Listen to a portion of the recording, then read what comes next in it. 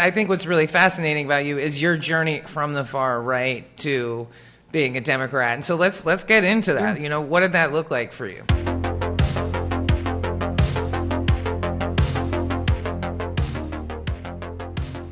Welcome to What Do We Do Next? Today we're excited to welcome Mike Baranowski as our guest. Mike holds a PhD in political science, focusing on American political institutions and public policy.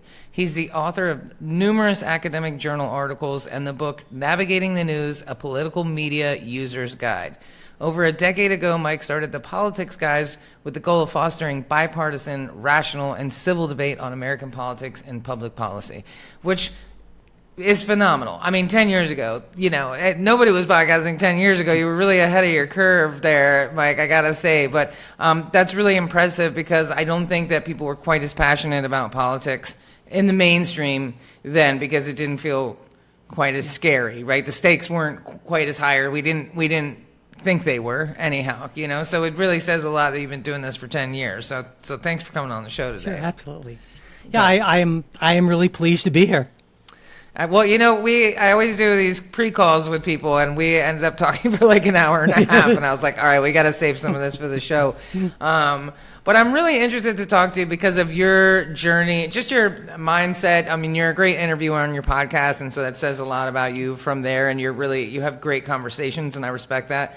But I think what's really fascinating about you is your journey from the far right to being a Democrat. And so let's get into that. You know, what did that look like for you? Oh, in college, I was one of those young Republicans, very far right. Ronald Reagan was far too leftist for me, you know, that sort of thing. And I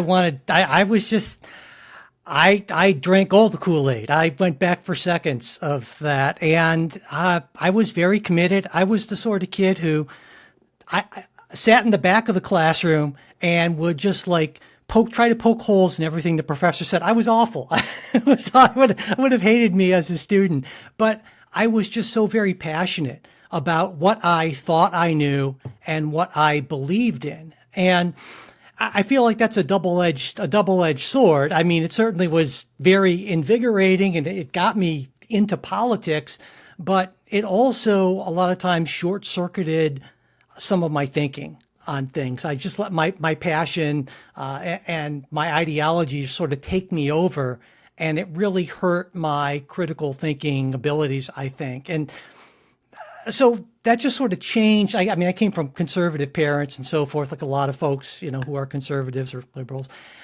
And then I went to graduate school, and things didn't change right away, but I started learning more about the nuts and bolts, the intricacies of policy, and learning more about what researchers have found about things like inequality and systemic discrimination and things that I just really wasn't exposed to. And it really started to change my mind a little bit. And then at the same time, this was roughly the late 1990s, the Republican Party started to change as well. I mean, first we had the Tea Party folks, and then you obviously have the MAGA folks. Then all of a sudden I realized, well, I'm not the person I was 10 years ago, but the Republican Party isn't what it was 10 years ago. And I realized, well, no, actually I'm not a Republican anymore. I'm a center-left Democrat. And I think my very first Democratic vote, I think, was for Barack Obama in 2008. And I really haven't looked back since. I mean, that's incredible because it really just reminds me, like, I don't know if you saw that Jubilee thing over the weekend where this guy debated 20, like, young far-right conservatives. And, you know, there was one guy on there in particular who's, like, proud to be a fascist. And it's like, I can see, like, what you were describing. Like, you were just so passionate about your beliefs. And it's like that guy was, like, bubbling over with excitement. And I've definitely been the pain in the ass kid in the classroom too, for sure. That was kind of my forte, especially in Catholic school. I questioned everything. They were happy to see me go in before confirmation. I promise you that. How do you think we find our way out of that when you have somebody so passionate? Like, what encouraged you to want to learn more? Like, what was that catalyst? When I was an undergrad, I looked at my professors and I thought, they get paid for doing this? Are you kidding? How do I how do I do this? Because I knew politics was just I loved it, everything about it. And so I wanted to do that. I didn't really care about the money, which is good if you're a professor. That's not really, you don't go into it for, the fame and fortune.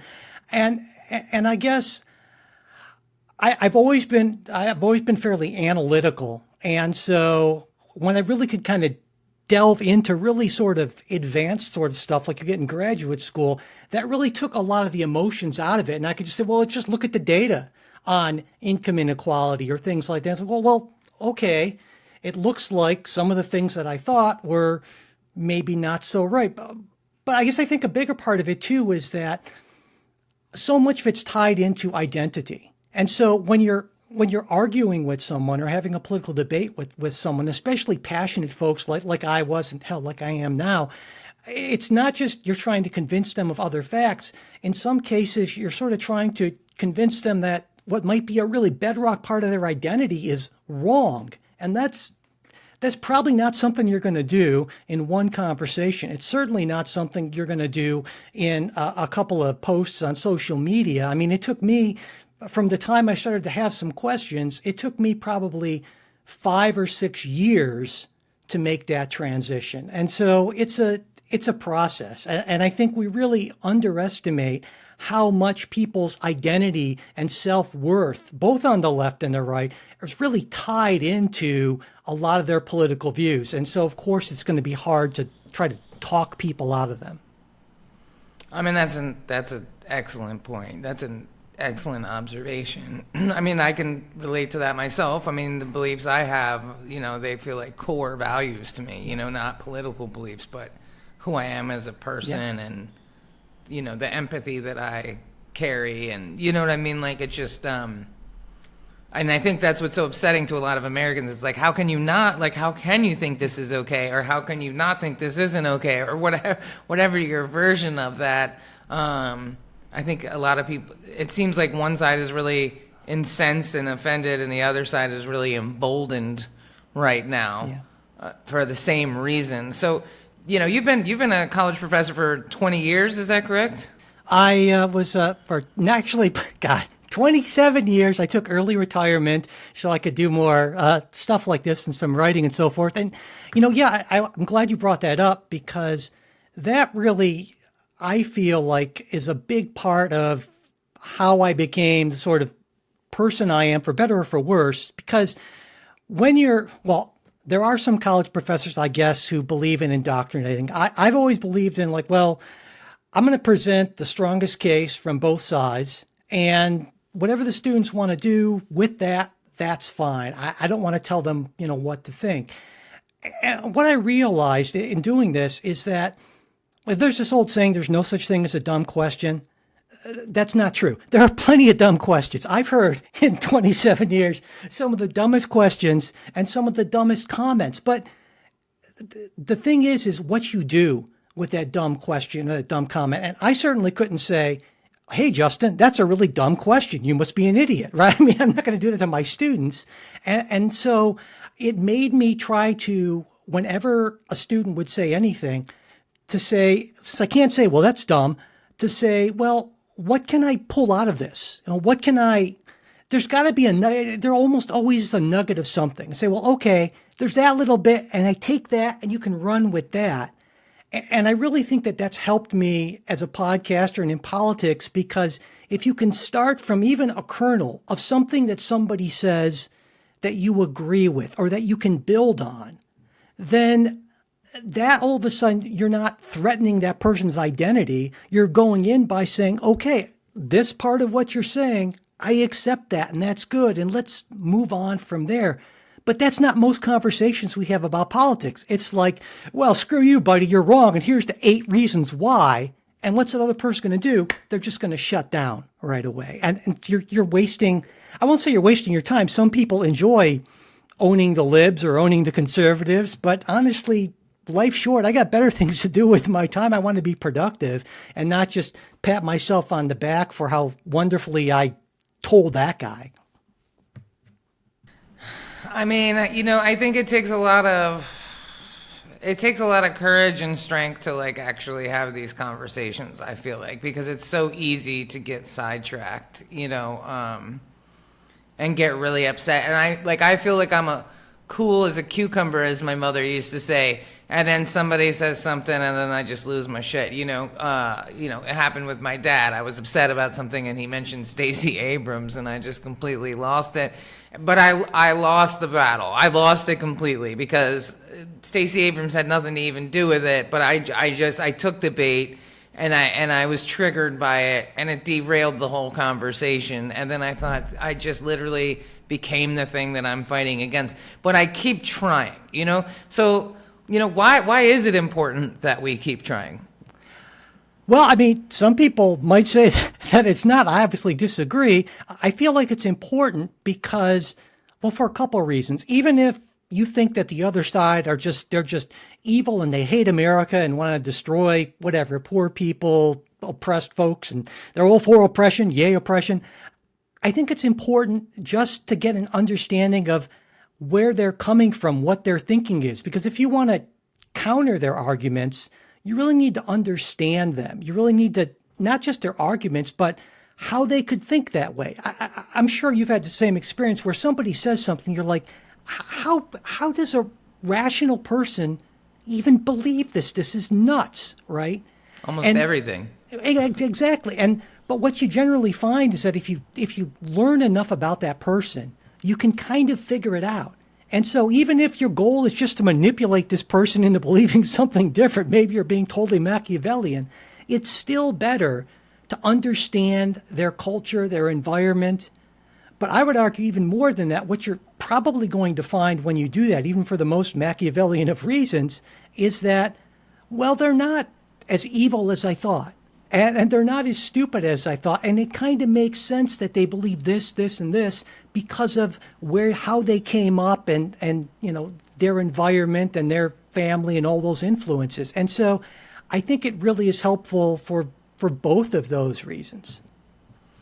I mean, I'll be honest, I struggle with that. I cut a couple people off in my life recently because I just I can't ever really look at them the same, and I feel like what they've done is unforgivable. And then I have a certain slight, not so slight, side of anger with that towards people who look like me, who have a lot of privilege, who are choosing to bury their heads in the sand and pretend like it's not happening, or their lives aren't being impacted by the decisions that they've made. And I'm really angry, and I'm having a hard time wanting to talk to them. I have limo glassed up a few people in my life recently, and primarily because they're people that have impact. Yeah.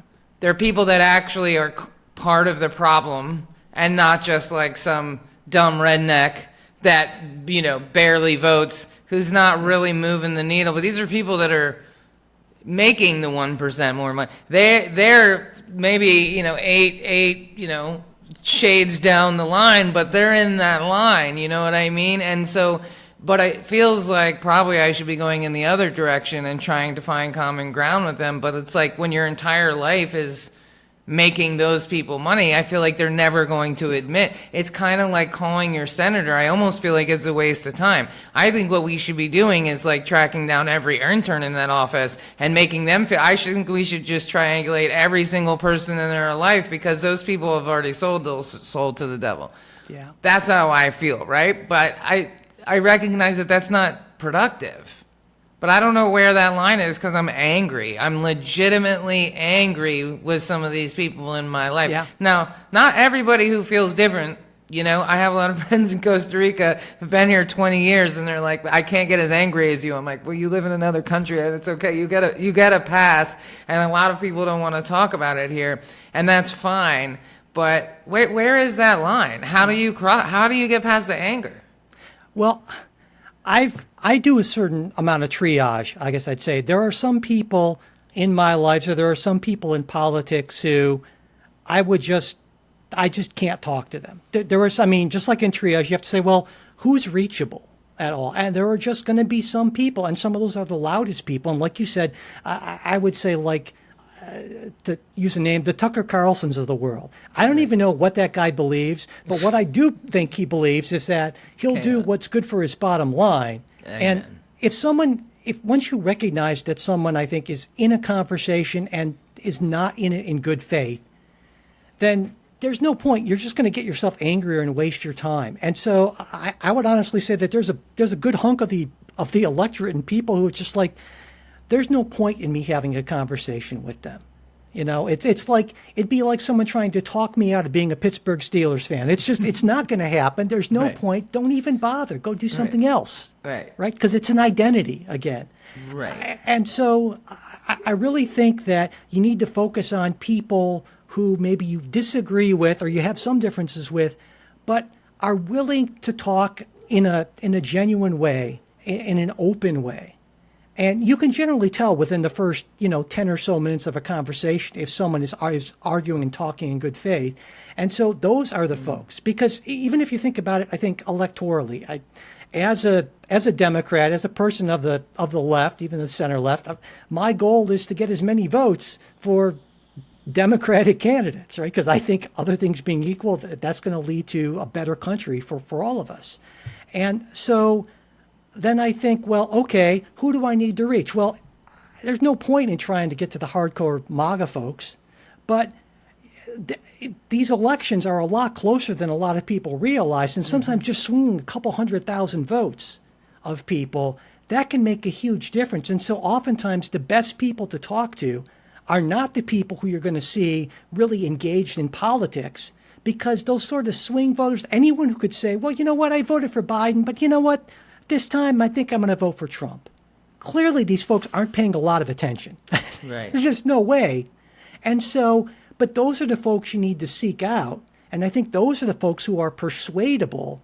And that's where I try to, direct many of my efforts to people who actually are at least willing to consider what I have to say and aren't interested in beating me down or winning the argument, but just want to understand where I'm coming from. And I'm trying to do the same with them. I love that. I have a neighbor who's voted for Trump and kind of disengaged from it, but will let me text her about it. And so I appreciate that, because she's kind of like that safe space for when I need to vent, and she doesn't take it personally, even though I'm kind of mad because I don't get it. You know what I mean? But I think you're right. One thing I've really been struggling with is, and I just put out an episode about it. And how do we deal with this at home?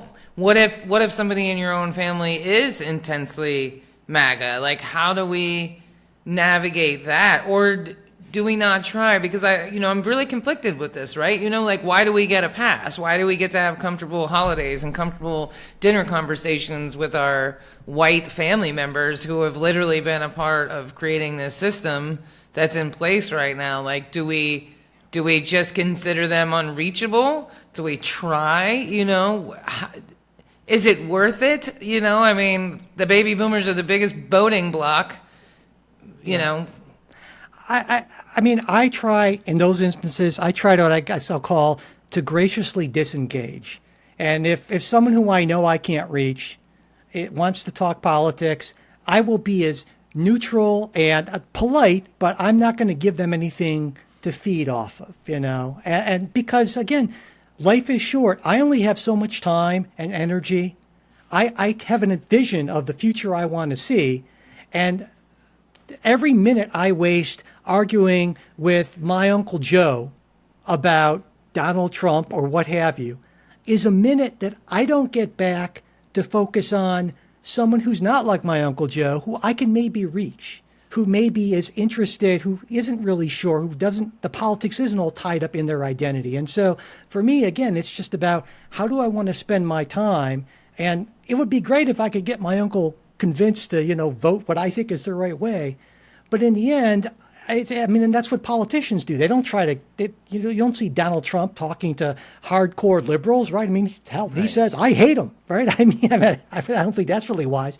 But the point is strategically, it makes a lot of sense. And both parties do that. They say, well, okay, let's get our base together and let's try to get some people in the middle. But we're not going to talk to the folks who are totally committed to the other side. Why bother? And that's the approach I think I try to take in my life. But again, not to be rude or dismissive, Right. not to give them any ammunition to say, well, this, liberal won't even talk to me. Well, no.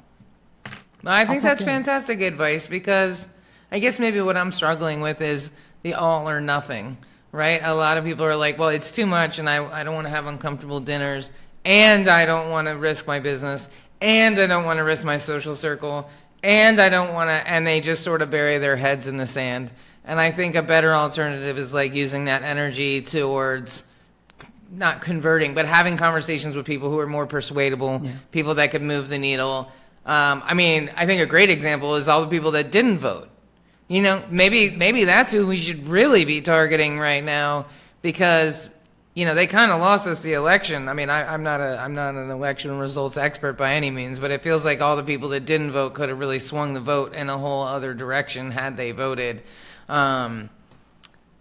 And so maybe that's where we should be putting our energy, is into those people and the people that are persuadable, but not just giving up completely, not just saying, well, it's too much, so I'm just going to play pickleball and go to brunch with my girls and pretend like none of this is happening until what? One day nobody can serve you brunch because nobody works there anymore, or the pickleballs are closed because nobody cleaned them because they deported that guy. Mm-hmm. You know what I mean? Like, where does it end?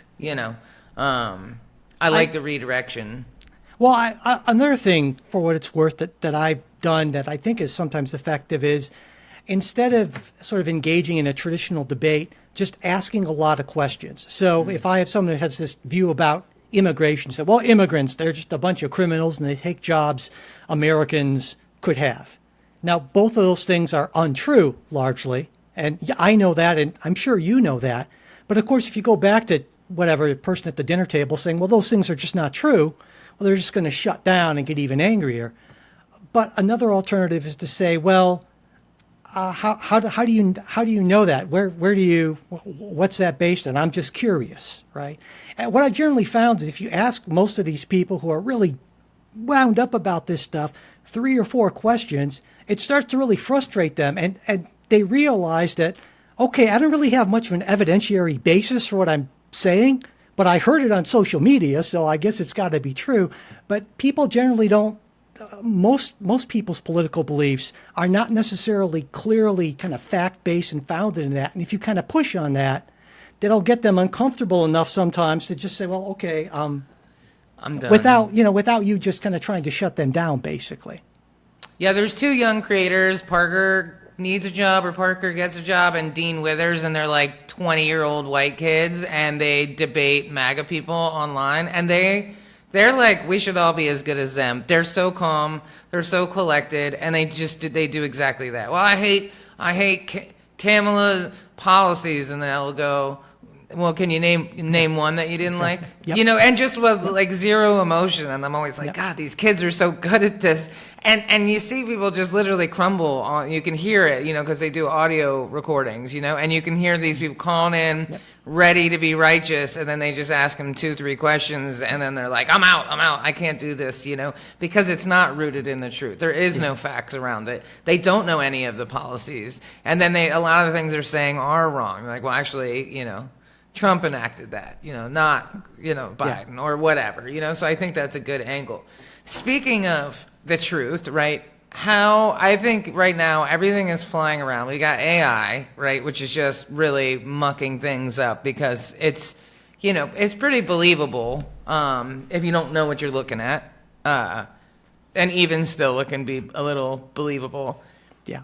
The importance of quality sources, because I even question myself. I'll go to share something and then I'm like, wait a minute, let me see what this is, and then really rooting it out, like the raid on the California pot farm last week, and everybody was talking about how there was kids there and how could they care about, why would they bring their own kids? Well, those kids were like not accompanied by an adult. And they, like, the guys who owned the farm knew that, a couple of white guys, you know what I mean? VC darlings, raised a whole bunch of money, right? And they tried to say that they didn't know, and people were vilifying the Latinos for bringing their kids to work, And so I did a little digging, and I went on LinkedIn, and I just kind of educated myself a little bit, because I was like, before I share this story, let me understand. Yeah. You know, who did bring those kids there? You know, how did that happen? You know, why is that happening? Yeah. And let's make sure we're vilifying the right people. So let's talk a little bit about quality sources and how important that is. Well, yeah, I think that's so important. And because when you're not getting things right from sort of from the foundational sources, you're almost always getting someone's interpretation. Like, for instance, I was getting ready to do a segment on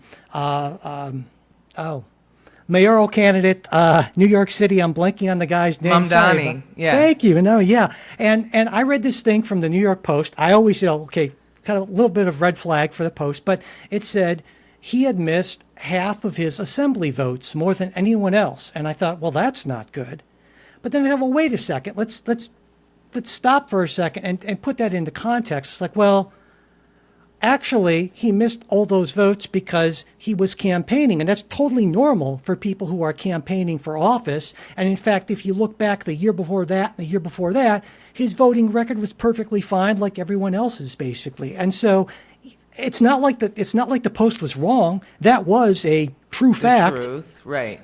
But it was taken in such a way and present, and that's the real dangerous stuff, which is why when it comes to anything, almost, I like to go straight to as close to the original sources as I possibly can and get as much context. But the problem with that, of course, is that takes a lot of time. And so I'm sure you've had these experiences where someone will say something that you're pretty sure is stupid on social media. And it took them maybe 5 seconds to post that. And then I spend half an hour pulling together my sources to refute it. And that's, it's like, what? But that's the problem, right? You can just, as Bannon famously said, you can flood the zone with shit really easily. It takes almost, no effort. But trying to counteract that with the truth, that's a lot harder, really. And you really have to put in the time. It's not an easy thing. But I don't know another way to not be fooled by either the other side or by my own side, honestly, because I see it on both ends. Same. And same. Which is why I think a lot of Americans are just feeling like over the whole thing, because we all kind of sense that we're being bamboozled from every direction, right? The extended warranty that somehow never seems to cover anything that you need, Yep. It's the greatest bamboozle ever, really. How has your outlook on politics or political discussions or where you are in the world, how has that changed over the last 10 years of having the podcast, The Politics Guys, and all the people that you've talked to? What's changed, and what are your biggest takeaways from that? Well, we started at the end of the Obama years, and I look back at that time, this glorious era, but and I remember in some of our first episodes, my co-host, Jay, and I were saying, well, this Trump guy, he's just a clown. He's not going to get anywhere. And so I guess what I've learned is that I'm a lot more pessimistic than I used to be. Just given all of the incentives built into the system, and given especially how social media works and how campaign fundraising works, and now with AI and deep fakes and all that just getting so much better, I'd love to say I'm optimistic, but I'm fairly certain that if things get better, they're going to get a lot worse before they get better. And that sucks. I wish I could say something, but I just honestly don't find any other way. I don't see any other way to look at this. I think anyone else who says, well, Trump will be gone in 3.5 years now, and everything will return to normal. I don't think so. So it's made me a lot more pessimistic in general. But also, what I've realized is I've talked to a lot of people who I totally disagree with on so many. I talked with a few years ago. I talked with Thomas Massey, who I got like zero in common with Kentucky representative, one of the most conservative guys in the House. And yet we got on so well. I mean, I totally disagree with him, but I came away from that conversation feeling like he had more integrity than like any other politician I've ever talked to. I disagree with him, and it made him a human being to me. And so I could disagree with him without hating him. And that made life a lot easier. And so, and I guess you mentioned the anger thing.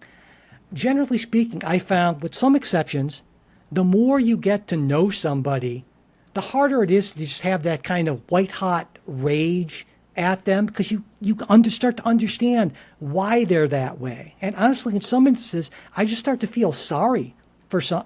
If Donald Trump were not president of the United States, I would feel so sorry for this guy. What a sad, kind of pathetic, in my view, what a pathetic life. What a sad, thirsty, lonely, awful, sad human being he is. And so I'm still angry at him, but it makes it a little easier for me to just not have that occupy so much emotional space, because I get what a broken human being he is. And so I can really hate that brokenness, but understand that, well, he had just this weird upbringing where that just made him just a messed up human being. And that makes it easier for me to go on and not be consumed by hatred. Because, we on the left, we believe that people are, to a certain extent, the product of their society and their upbringing and so forth. It's one of the big differences between the left and the right. Right? They'll pull yourself up by your bootstraps. Well, that doesn't necessarily work if you've grown up in an area where that's just not possible. And so I try to apply that to folks on the right as well. Who made Tucker Carlson this awful person? Well, a lot of things, but baby Tucker Carlson was probably perfectly fine. I'm guessing there's probably no 666 somewhere in the back of his head. So, right. Yeah, and I try to remind myself of that, is that these are human beings. And if they're wrong, it's probably because they're broken. So it helps somewhat. I see that. When I see pictures of Trump now, and he's just like struggling, and I don't know if I would say I have empathy for him, but I can feel sorry for him, because I know that's kind of the same thing, but kind of not. I just think to myself, imagine like your dying days and you're being puppeted around. Like, he's gonna fucking die on stage or something. He looks so unhealthy right now.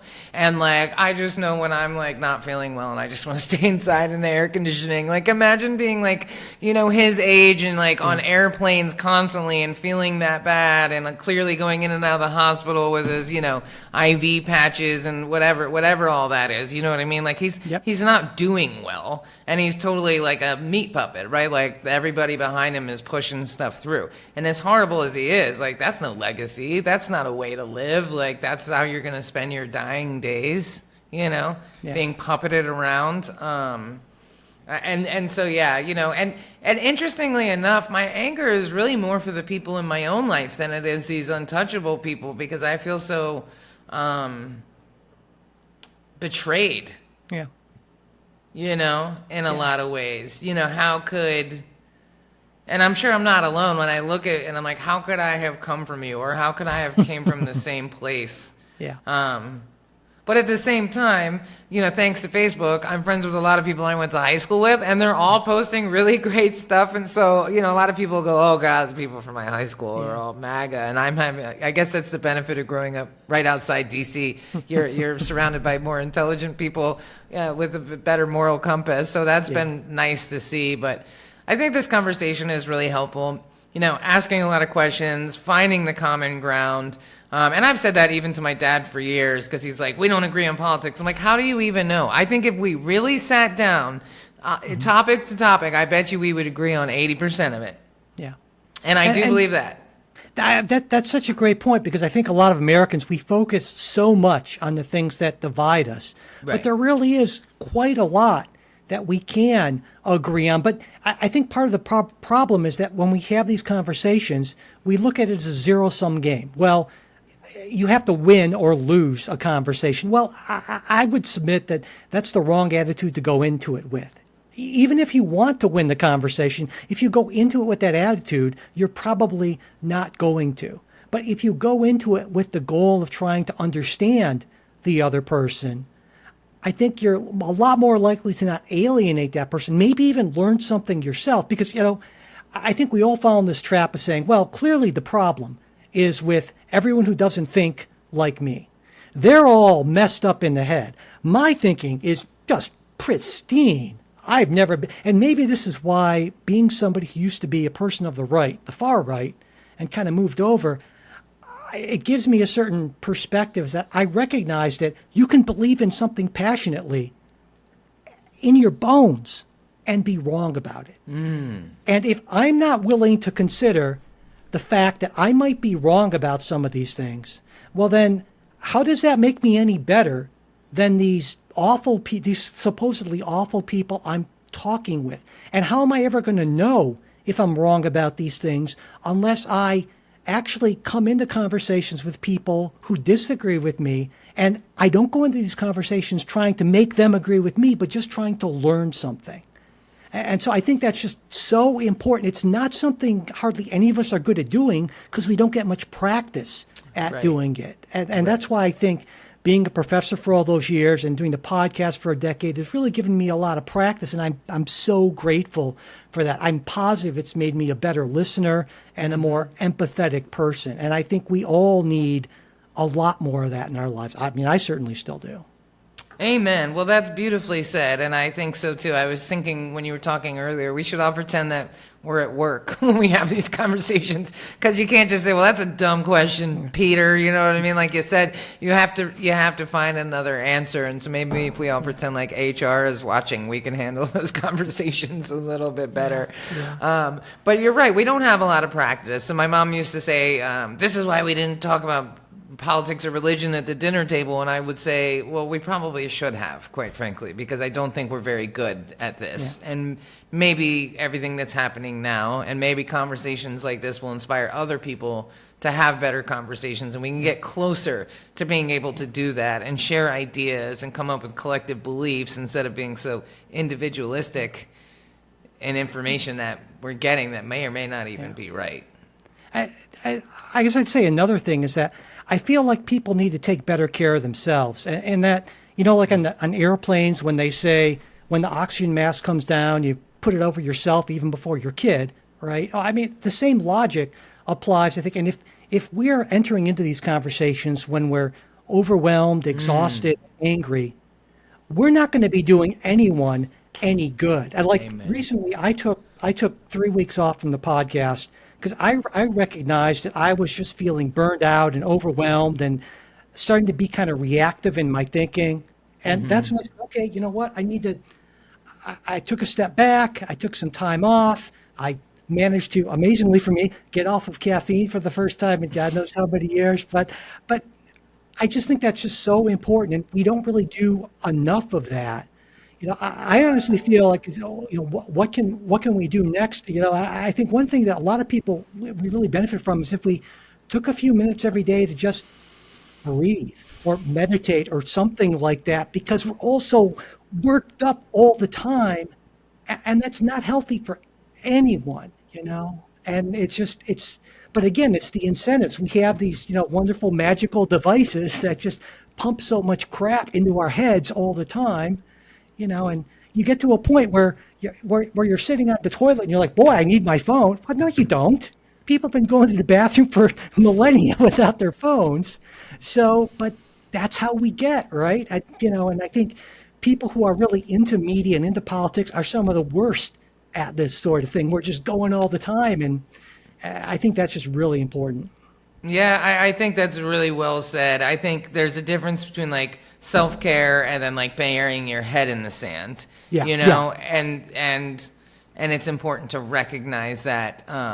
But yeah, it's really easy to get overwhelmed. You open your phone first thing in the morning, and that's, you know, and that's when I have no filter and everything hits me the hardest. It's like I really, you know, I have a rule that I don't respond to people in the mornings because that's when I say the dumbest stuff, because I really have no filter. If I read it like 3 hours later, I wouldn't even react to it. But in the morning, I wake up like Andrew Dice Clay every day. I don't know what it is. It's a real problem. I'm like, who's going to get it today? I'm like, whoa. And so I have to be really mindful of that and picking and choosing. And that's part of the reason why I started this podcast, is to try to corral some of this energy into better conversations. And if anybody's listening, now they've spent 39 minutes where they weren't on social media, hopefully, and have, you know, a blueprint or an idea or two to take to their next conversation to make things a little better and kind of make progress, because we have to make progress. What do we do next? You know, I mean, not so ironically, but like really, what do we do next? You know, I interviewed 2 women that were born into the Iranian resistance, and just talking about, you know, they have a 10-point constitution, temporary constitution that they've all voted on inside the resistance, and they have a 2-year temporary government. So the second they topple the regime, they have a plan. And I was like, I think we need to take some pages from those books and start focusing on the next races and how do we have better conversation. Like we can't just get stuck in this mire. We got to move forward and we got to have a plan. And I think self-care and better conversations is at the cornerstone. And I would say, I think we also need to learn to be more comfortable with being uncomfortable. Because one of the cornerstones of what I try to do is I read a lot of media that I disagree with. I don't watch a whole lot because if I print, I feel a lot better. But that's not easy. I'll read some of these folks and I'll be like, oh my God. But I try to get through it because I want to understand the mindset. And again, that makes me uncomfortable. Like it's physically uncomfortable at times. But I think it's so important to do because we're not going to get better at engaging with people who think differently unless we make ourselves uncomfortable. We can't just force them to think the way we want them to think. We need to get out of our comfort zone and meet them where they're at. Because if we're serious about change, right now we know that, we, meaning the Democratic Party, I'll speak for the party, we didn't get as many votes as Donald Trump. That's after felony convictions. That's after January 6th. Clearly, our communication strategy is messed up. It's not working. We need to do more. We need to be better. And just saying the same things louder is not going to work. Or just saying like, well, it was all just Biden's fault or Harris's fault. I don't think so. I think it's much deeper than that. And unless we're willing to make ourselves uncomfortable and go to people like that with an open mind, I don't think we're going to get anywhere. I think you're right. I started tuning into some more right-wing stuff just to try to, read what my dad is reading and see what, just so I can understand, like, what are they being told? What is being said on these things? But there's a limit to how much that I can take before I'm like, oh my God, I'm going to lose my shit completely. No, I'm the same way. I'm like, okay, I can read the Free Press and National Review, but I can't read the Federalist because the Federalist will just make me like homicidally mad in like 12 seconds. So, I know my limits too. Yeah, absolutely. I love it. Well, listen, Mike, thank you so much for coming on the show today. I really appreciate you and your honesty and your candor and just the contribution you've made being a professor for 27 years and the podcast for 10 years and the amount of fortitude that takes to really be so dedicated to the mission, the bigger mission, which is our democracy. And I think that's wildly admirable and respectful. And so thank you, Thank so you much very much. for that. I appreciate it. Yeah, I'm sure it hasn't been easy at times. There have been times. But it really, really matters. And you've definitely inspired me because the thing about podcasting is, no guts, no glory. Actually, it's all guts and no glory is the plot twist, Everybody thinks Spotify and all these big companies and big deals, but that's the podcast industry is you. It's the guys doing it for the love of the conversation and to move the needle and not because you've got some sweetheart Spotify deal. And I really, really appreciate that because it takes a lot of courage to plug that mic in every week or a couple times a week and have these conversations and devote that time and energy to it. So thank you. I really appreciate it. Thanks very much. I appreciate it. Absolutely. Before we go, tell people where they can find you if they would like to listen to the podcast. Of course, we'll put all the links in the show notes, but if there's a special place you'd like them to go.